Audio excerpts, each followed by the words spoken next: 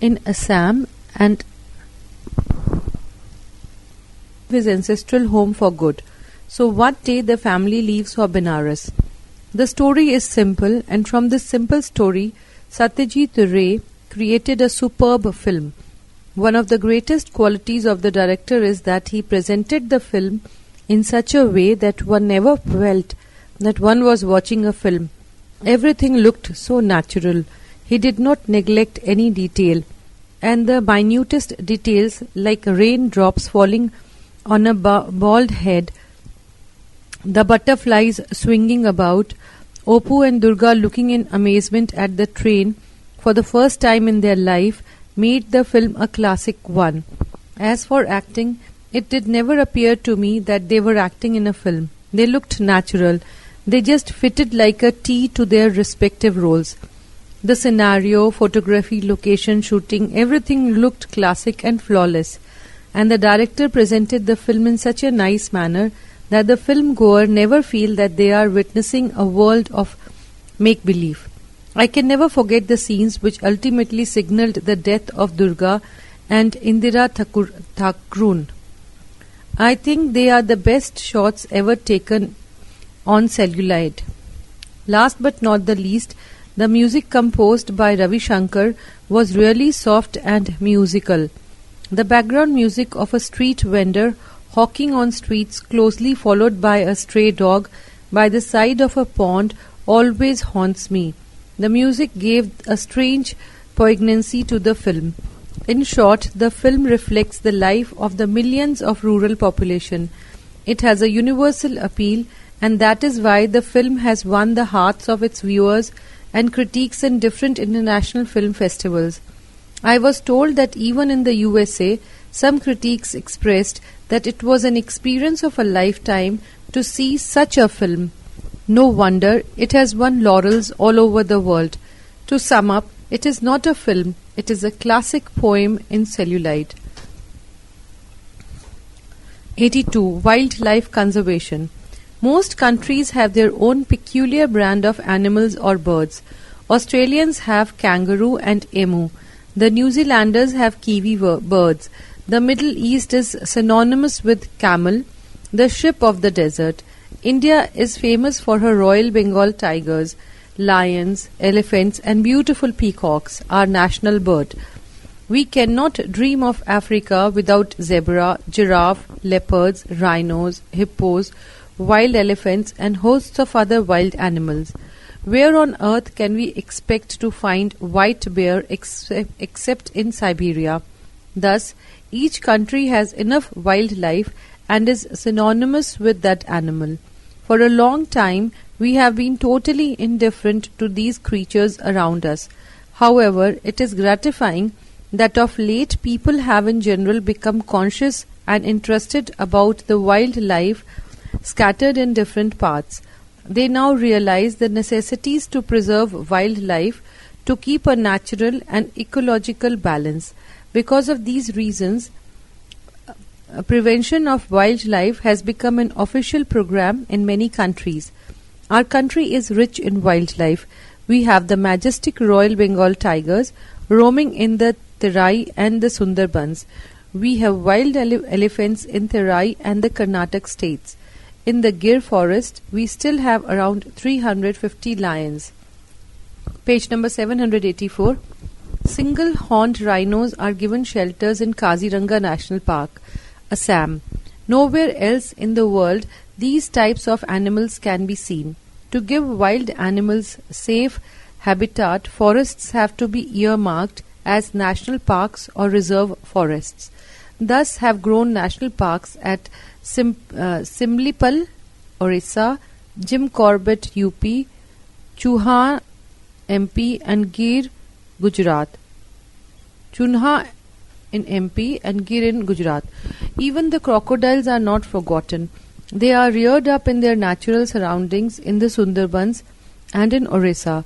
The largest bird sanctuary in India is at Bharatpur, Rajasthan. Strict laws are enforced to protect these animals. The largest national park of the world is at Tanganyika. This park can boast of animals like lion, zebra, giraffe, rhino, hippo, antelope, bison, elephant, etc. Thousands of tourists come to this safari park to have a look at them in their natural surroundings.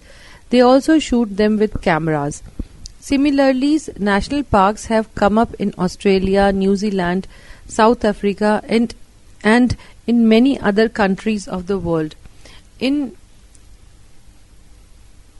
countries like Canada and England, where there is not much of wildlife, local authorities have imported animals from different parts of the world to establish safari park. The animals move about freely in these parks, and the visitors can have a close look at them from a hand-shaking distance. Still, there are some people who have no love for wildlife. They poach and kill these animals illegally, not for self-defense but for money. This is really an unhealthy sign. However, people are getting more conscious of the necessity to work for the preservation of wildlife. They have at last realized the importance of preserving these immensely valuable creations of God. 83. Banks in the service of the nation. Banks are the backbones of any civilized nation. Banking activity is the true index of commercial and industrial progress of a country. It supplies blood in the financial activities of the nation by mobilizing savings and creating credit facilities for the economic development of the country.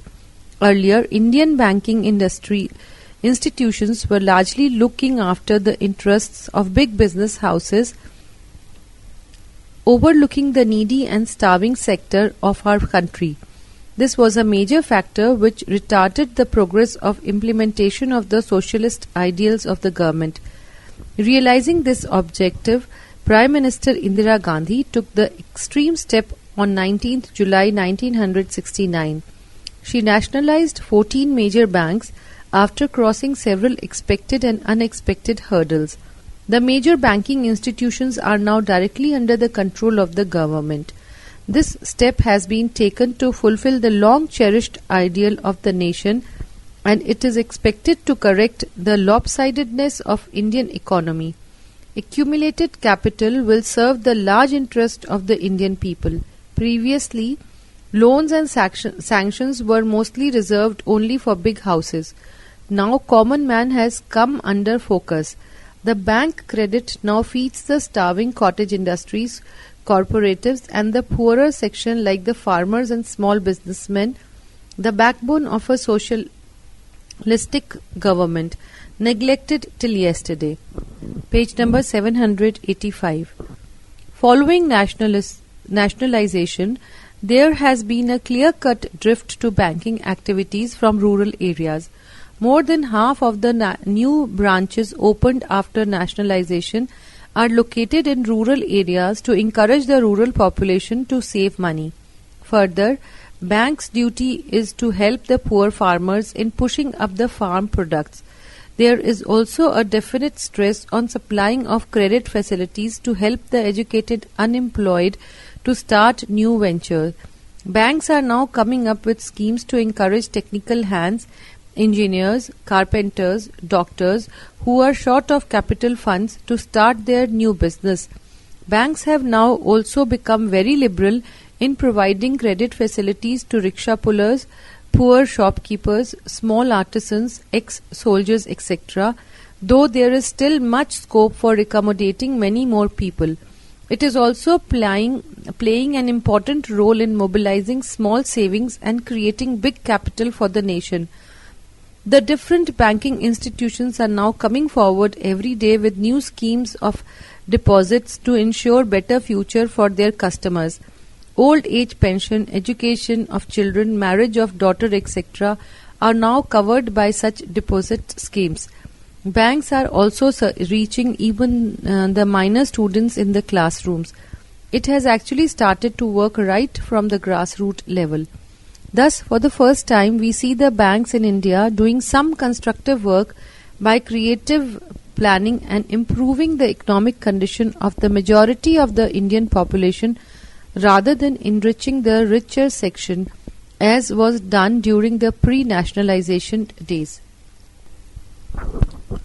The press, its uses and abuses in democracy. No civilized society can live without the press. Taking into account its utility in modern life, one can understand very well why it has become so important. Let us consider its influence on masses. A good press educates and helps in forming sound and healthy public opinion. It has direct communication with masses and so can influence them both for destructive and constructive work. The favor and disfavor of the press can make or mar a politician's career. Through newspapers, the press gives us information about our day-to-day political, social, and commercial activities. It keeps people posted also with news and informative articles on literature, sports, and science. The editorial comments often severe as guidelines to the government for constructive work. People give vent to their feelings through the letters to the editor. The press serves the great task of bringing about social reforms. Many social evils like untouchability, dowry system, smuggling activities, etc., are ruthlessly attacked and criticized by the press. Government servants as well as public high-ups are now more careful because of the fear of being exposed by the press. There are very few people now who are not afraid of its power. In a democratic system, the press has many important roles to play. It can harass any stable government by poisoning public opinion. It can also bring them a big success, favoring government action and taking public opinion with them. The press gives information about the proceedings of the parliament and assemblies and all the important political events in the country. Without these, people would be in the dark about the political and social trends in the country. Page number 786. But because its potential power is in the hands of vested interests, the press is sometimes employed by harmful propaganda. Very often, the press distorts or suppresses facts to mislead and confuse masses. In a developing country, the press is even influenced by foreign powers to twist facts and mold public opinion to suit their political ideology. In a democratic country where the press is mostly run by private agencies and big industrial houses, the press safeguards their own interest first. In fact, the press is a two-way weapon. If used carefully, it can help in building up the nation, forming the right public opinion. If misused, it can erode the very foundation of democracy. The press should, therefore, abide by the principle of truthfulness. The primary duty of the press is to establish the truth and work in the interest of the public. Page number 786. 85. Modern civilization. The true meaning of civilization has not become clear to mankind despite many centuries of so-called civilized life. Each nation or society interprets the word civilization according to its own norm. Therefore, the exact meaning of civilization is not clear. Civilization cannot culture and refinements, qualities of head and heart, which lifts a civilized man above a primitive one. Love, charity, sacrifice, regard for truth and honesty are some of the essential characteristics of a civilized person. Modern civilization attaches more importance to the material comfort of life. The term material comfort of life implies good food, sound health, nice shelter, high standards of living with the usage of electronic gadgets. The craziness of American people in pursuit of automobile is joked upon by others as American automobile civilization. One thing we are certain of it is the general degradation of moral value in this modern civilized world. Endless demand of materialistic gain leading to frustration has become more prominent in modern civilization. At present, the pursuit of material wealth rather than spiritual life has become all-pervading. In this beautiful sonnet, "The world is too much with us," the poet Wordsworth said that the material wealth is a sordid boon to which we have given our hearts away. In modern world, investment on factories and giving employment opportunities are considered wise national investment rather than setting up of an ashram and providing spiritual food for large number of people. Another important characteristic of modern civilization is the importance given to one's appearance. A person is judged by the dress he wears, his general demeanor, and the connection he has rather than the qualities he may possess. In modern civilization, education has come to play an important role. It is no longer restricted to privileged classes only. Opportunities are now open to every individual to educate himself. Page number 787. In these modern days, common people take active interest in the happenings around them. With the broadening of outlook, modern civilization has strengthened the bond of nationalism and internationalism at the expense of family ties. The old joint family system is gradually vanishing. The family unity is narrowing down. The sordid and strong personalities which the joint family system produced are no longer to be seen in modern society. Nevertheless, we must admit that modern civilization may be considered to be superior to and better than the old civilization in many ways. Though there is a trend towards individualism, in modern civilization there is a greater sense of unity among mankind. Science and technology has brought the whole world and the human being very close by means of quicker and improved communication system. If mankind is able to do some constructive thinking on the removal of poverty, ignorance, inequality and injustice, which are still predominant even in the 20th century, modern civilization would be really something to be proud of. Civilization is not static. We had the Stone Age, the Copper Age and the Iron Age civilization. Now we are going through the electronic and automobile civilization and are on the verge of nuclear civilization. Who knows what awaits us 2000 years from today? 86. The secular concept in India. In India, the concept of secularism has originally born in response to the challenge to the society theory of two nations. Indian nationalism proclaimed that India is a secular country and that there is no scope of differentiating between Hindus and Muslims. However, the two-nation theory was ultimately forced upon India in the sense that India was divided into India and Pakistan. Secularism is a positive, revolutionary and comprehensive concept which takes within its sweep all the communities in India following several religions. It is not negative in nature, it is not anti-God or anti-religion. Indian secularism recognizes the importance of religion in human life. It believes that no religion has the monopoly of philosophical wisdom. It allows all religion to discharge their function within their legitimate bonds. If citizens want to worship their God, Indian secularism recognizes the need and right for such prayer and worship. It does not prescribe the practice of any one religion. Complete freedom of religion is assured in our constitution.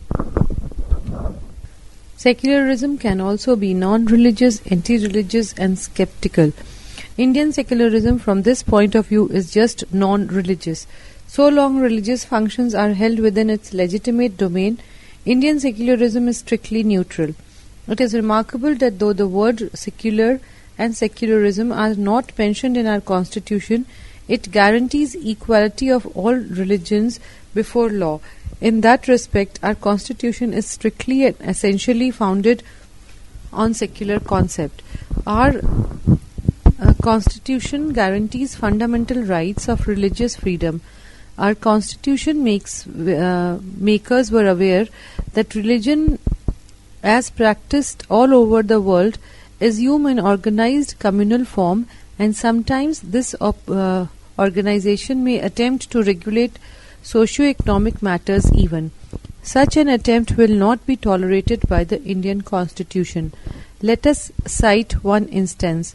When the Hindu Code Bill was placed before Parliament, considerable opposition was voiced by the conservative section of the Hindu community.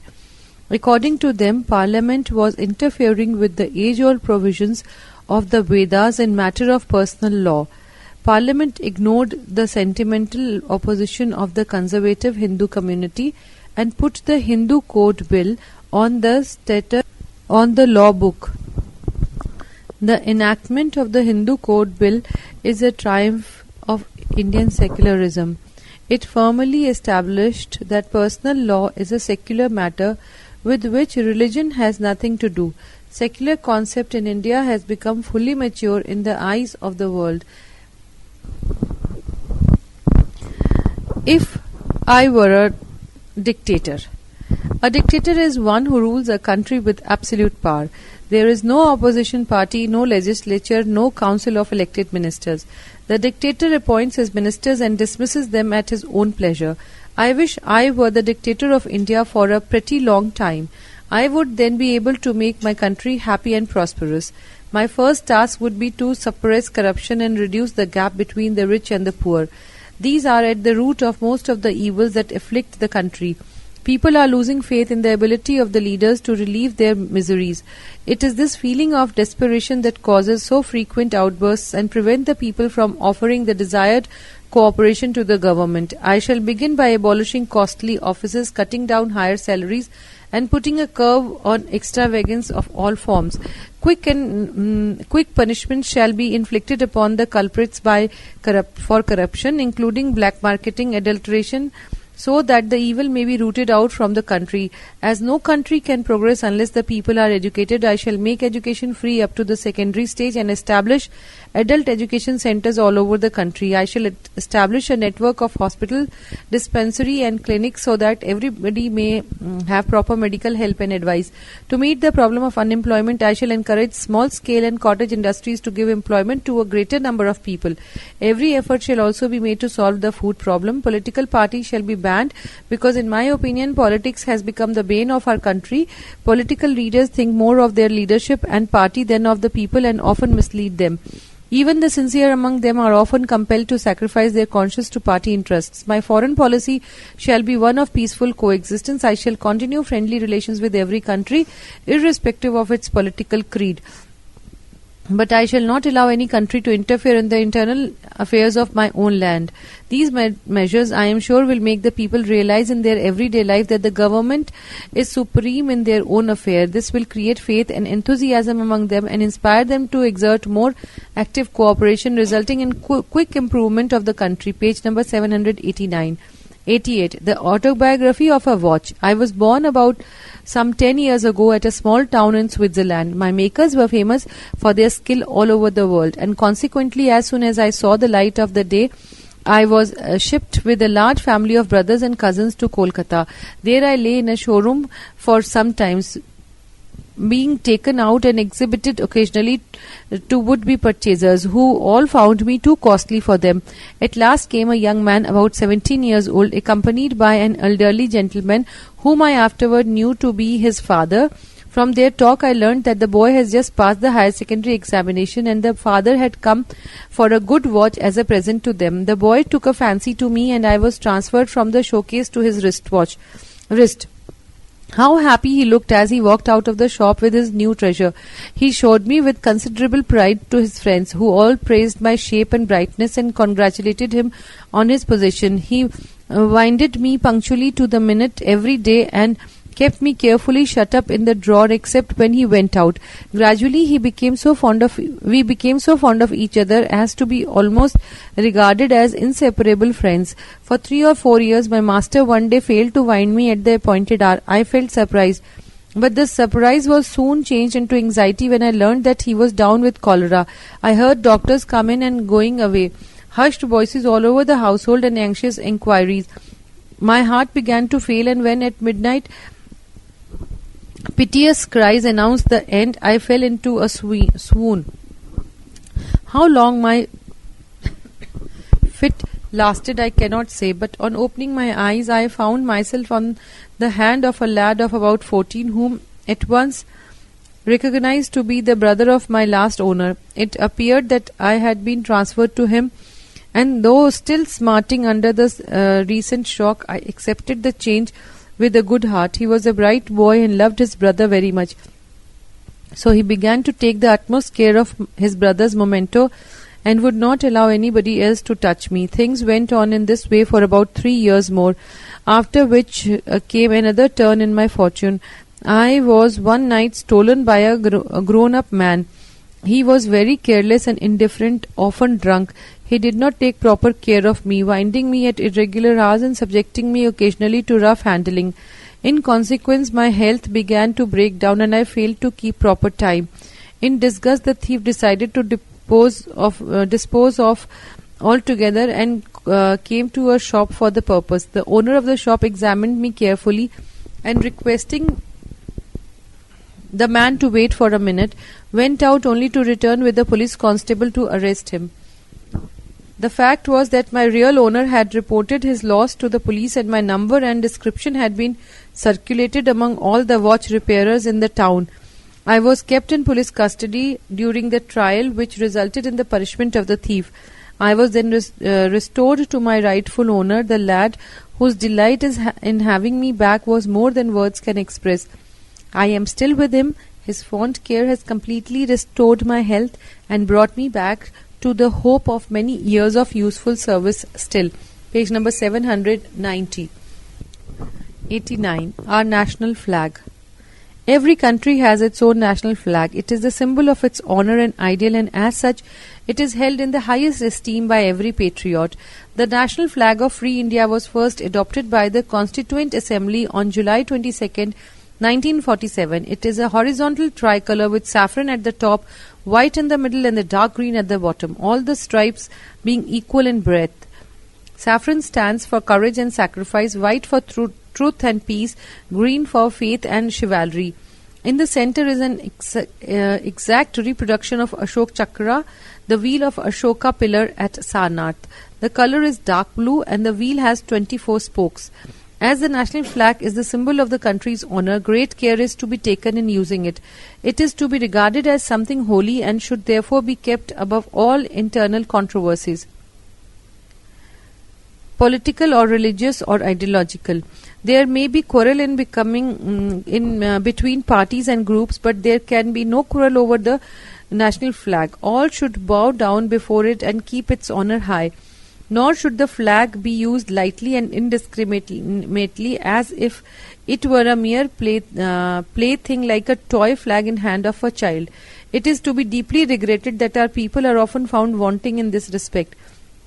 We sometimes find torn or soiled national flags on housetops and cars, even in dust heaps. We also sometimes find these flags in the hand of demonstrators marching along the streets. So all these prove that the offenders are not conscious of the sanctity of national flag. To guard against the misuse of national flag, certain rules have been laid down by the government. Some of the most important of these are: A. It should not be lowered before anything. B. No other flag or emblem should be placed above the national flag or to its right. C. When carried in a procession, it is to be borne on the right shoulder of the standard bearer and carried in front of the procession. D. When the flag is flown horizontally, the saffron end should be at the top. E. Normally, the national flag should be flown on important government buildings. Frontier areas may, however, fly it at some special point. F. Its use is unrestricted on certain special occasions, such as the Independence Day, Mahatma Gandhi's birthday, and during the National Week. Page number 790. Our national bird. Peacock is our national bird. It is a symbol of grace, friendliness, caution, pride, and community spirit. Its rhythm of gait, its akinness to the green vegetation, its keen response to the changing seasons, all have drawn it closer to the poet than any other bird. Kalidas has referred to the peacock as a perennial source of beauty and a constant symbol of nature's expressive personality. The Indian subcontinent is the native house of the peacock. Here it is found in jungles near water and usually under cultivated land and groves. One of the most beautiful sights in the world of bird is that of a peacock displaying the beauty of its glittering tail feathers. The male bird cannot charm its mate by song, but it does so with bright colors. The fanning of the long tail feathers gives a most wonderful patterned effect and shows to full advantage the rich colors in symmetrical array. It is from this display that the smiling as proud as a peacock comes. In India, the Indian blue peacock is a universally known bird with a fan-shaped chest.